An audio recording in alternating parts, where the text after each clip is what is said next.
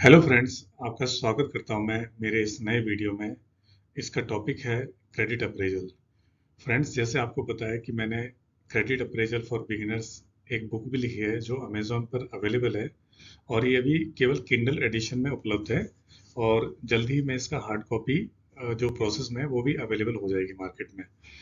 लेकिन ये बुक लिखने के बाद मुझे एक फीलिंग ये आई कि क्रेडिट अप्रेजल एक ऐसा पार्ट है जहाँ पे आपको केवल पढ़ने से ही, लेकिन साथ में कोई या तो समझाने वाला हो या फिर कोई एक सेशन या लेक्चर के रूप में भी इसको होना चाहिए।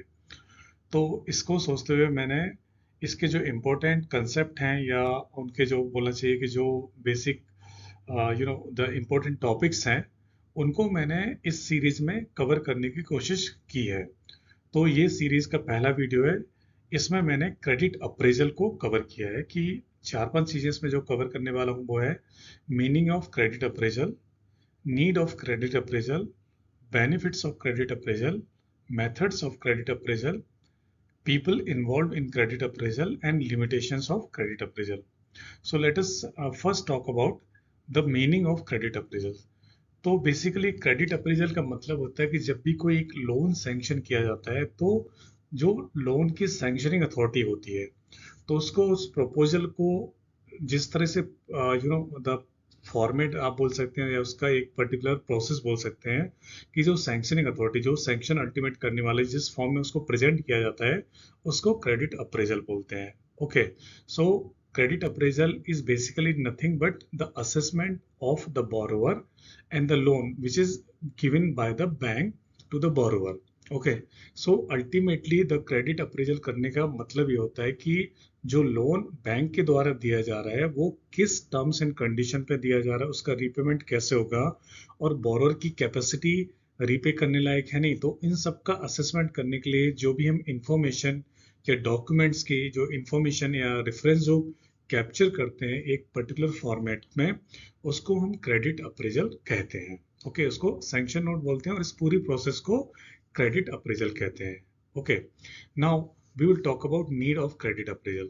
तो फ्रेंड्स, अगर हम बात करें इसको जरूरत क्यों पड़ती है, तो as we have already said कि जब भी कोई लोन दिया जाता है तो it is not given on the face value.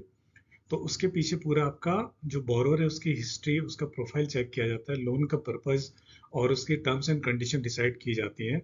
तो ये सब वर्कआउट हो सके, तो उस जो प्रोसेस को हम क्या क्रेडिट अप्रेजल की प्रोसेस के थ्रू उसको ले जाते हैं।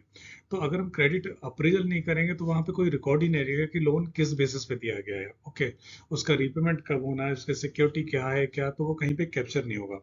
तो इन चीज को कैप्चर करने के लिए हम क्रेडिट अप्रेजल को यूज करते हैं, जो प्रोसेस है उसको यूज करते हैं।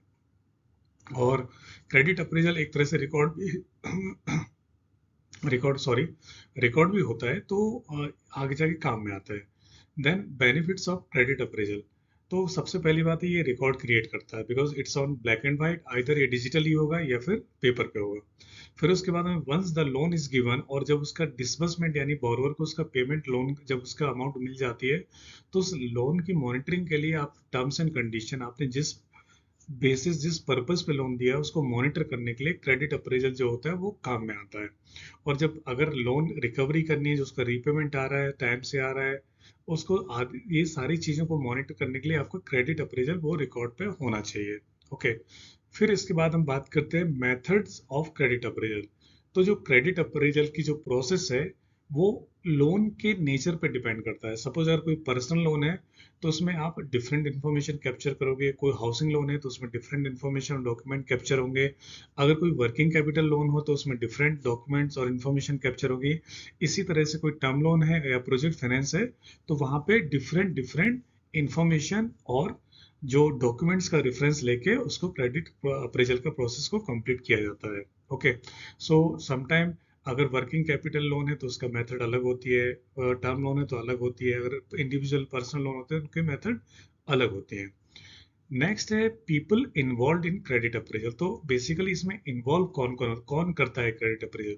तो credit appraisal basically it is a bank officer या क्रेडिट ऑफिसर इसको हम बोलते हैं, जो अल्टीमेटली जो बोरोवर या कस्टमर से इंटरेक्शन करता है और उससे डॉक्यूमेंट और इन्फॉर्मेशन कलेक्ट करता है और उसको पर्टिकुलर फॉर्मेट में इन अ प्रेजेंटेबल वे, मतलब जहाँ पे जो सैंक्शनिंग अथॉरिटी जो अल्टीमेटली लोन सैंक्शन करने वाली है या डिसबर्स करने वाली है उसको समझ में आ सके, ओके ये लोन का पूरा प्रपोजल है, इसमें सारी इंफॉर्मेशन कैप्चर हो गई है, इसका सिक्योरिटी टर्म्स क्या है, टर्म्स कंडीशन है, तो सब कुछ कवर हो जाता है। तो इसमें जो क्रेडिट ऑफिसर है वो इन्वॉल्व होता है, एंड उसके अलावा उसके जो टीम में बाकी जो सीनियर्स होते हैं वो भी उसको चेक करते हैं और फाइनली वो सैंक्शनिंग अथॉरिटी तक भेजते हैं, और वो सैंक्शनिंग अथॉरिटी उसको सैंक्शन करती है या रिजेक्ट कर देगी। तो एक बार प्रपोजल सैंक्शन होने के बाद में फिर डॉक्यूमेंट्स वगैरह साइन होते हैं जो जिसको हम बाद में डिस्कस करेंगे। यहाँ पे हम केवल क्रेडिट अप्रेजल की बात कर रहे हैं। एंड फ्रेंड्स लास्ट में हम बात करेंगे लिमिटेशंस ऑफ क्रेडिट अप्रेजल। तो क्रेडिट अप्रेजल सब कुछ बैंक का इंटरेस्ट को सेफगार्ड करने के लिए सब कुछ हम कैप्चर करते हैं, और लोन का रिपेमेंट हो जाए तो इसलिए हम टर्म्स एंड कंडीशन भी हम प्रॉपर डालते हैं, मॉनिटरिंग के पर्पज के लिए भी हम इसमें टर्म्स एंड कंडीशन डालते हैं। बट अल्टीमेटली क्या है, हम जो असेसमेंट करते हैं that is based on the past information plus borrower का जो एक्सपीरियंस और ट्रैक रिकॉर्ड है।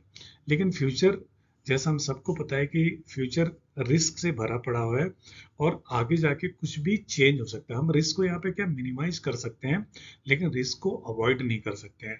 और इसी का नतीजा परिणाम ये होता है कि क्रेडिट अप्रेजल की लिमिटेशन हो जाती है। आप कितने से अच्छा अप्रेजल कर लो, बट कोई ये नहीं बोल सकता कि इस क्रेडिट अप्रेजल का दिया हुआ लोन कभी खराब नहीं हो सकता है।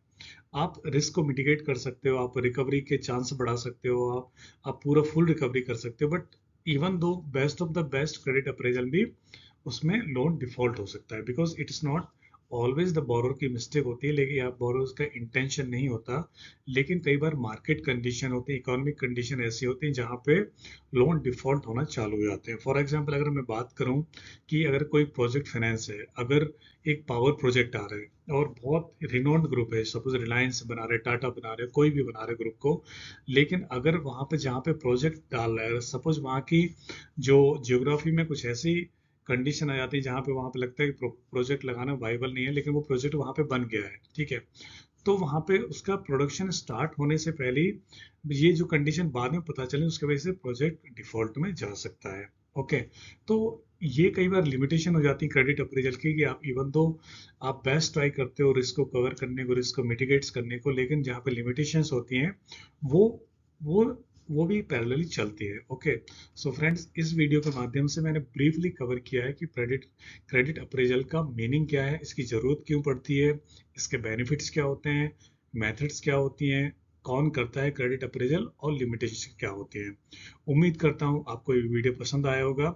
अगर आपको पसंद आए तो इसे लाइक कीजिए, शेयर कीजिए, और मैं जल्दी ही नेक्स्ट सीरीज लेके आऊँगा। Thank you very much.